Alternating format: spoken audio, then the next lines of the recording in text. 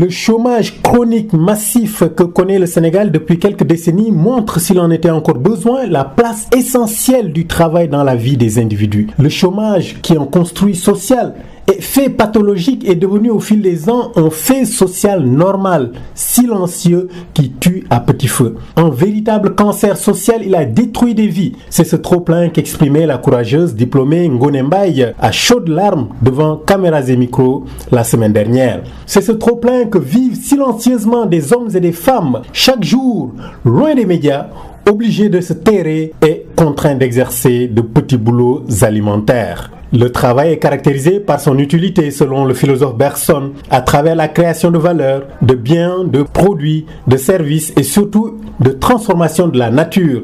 De même, il est vu comme l'essence de l'homme, selon les anthropologues, mais synonyme d'aliénation, selon Karl Marx. De nos jours, le mot travail correspond véritablement à son étymologie, c'est-à-dire tripalium, qui était un instrument d'immobilisation et de torture. Le travail a toujours été synonyme de souffrance. Aujourd'hui encore, le travail garde cette facette, pour ceux qui en possèdent bien sûr. Il est synonyme de malaise, de pénibilité, de stress, de burn-out, de suicide, de troubles musculo-squelettiques, bref, de maladies professionnelles. Le pire n'est-il pas pour les actifs de se voir privés de travail, seule activité qui leur reste malgré ces dérives? Heureusement que le travail n'est pas que souffrance. Il est un instrument de sécurité pour le travailleur et la collectivité. Il est une source de richesse et concourt à la construction et à la pérennisation du lien social. Il permet la valorisation de soi et la reconnaissance d'une identité sociale. Il est une expérience collective où s'exprime un projet commun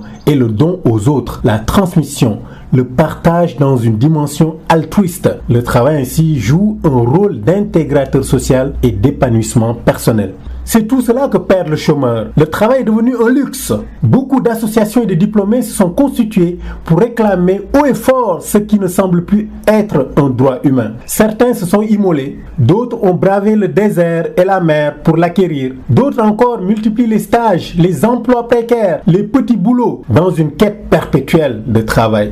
On parle aussi de travailleurs pauvres. Si l'on vit mal le fait d'être chômeur, c'est non seulement à cause de la perte de revenus, mais surtout le sentiment insupportable d'une inutilité et d'une exclusion de la vie sociale. Être chômeur, ce n'est pas être simplement privé d'emploi, mais de catégorie sociale.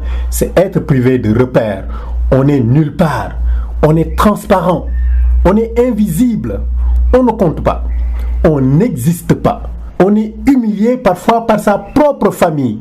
Et plus le travail devient une denrée rare, plus il est ressenti comme une condition indispensable au bonheur et à l'épanouissement. Il prend ainsi de la valeur et peu importe les conditions souvent mauvaises, voire inhumaines dans lesquelles il s'organise, on travaille pour faire partie de la société. Le chômage, c'est alors ce sentiment violent d'humiliation, de délaissement. On devient un parasite. C'est le sentiment de désespoir, d'exclusion, de discrimination. Il est synonyme de repli sur soi, de perte ou d'affaiblissement du lien social, de la dignité.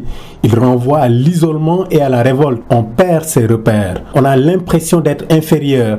C'est aussi un scandale social car assimilé à du gâchis. On se pose des questions existentielles. Qu'est-ce qu'on n'a pas fait? Qu'est-ce qu'on n'a pas bien fait? Qu'aurait-il fallu faire? Pourquoi moi? Tant d'années de sacrifices et de privations pour en arriver à cet immobilisme. C'est ce cri de détresse que lançait il y a quelques jours la femme diplômée devenue vendeuse de cordes pour moutons. C'est ce cri de détresse que lancent chaque jour des chômeurs. Peut-être des dizaines de milliers, peut-être des millions. Qui sait? La souffrance de ceux qui travaillent et la souffrance de ceux qui chôment ne sont-elles pas les deux faces d'une même crise? Celle d'une société contemporaine en profonde mutation et qui est appelée peut-être à se réinventer. À mercredi prochain.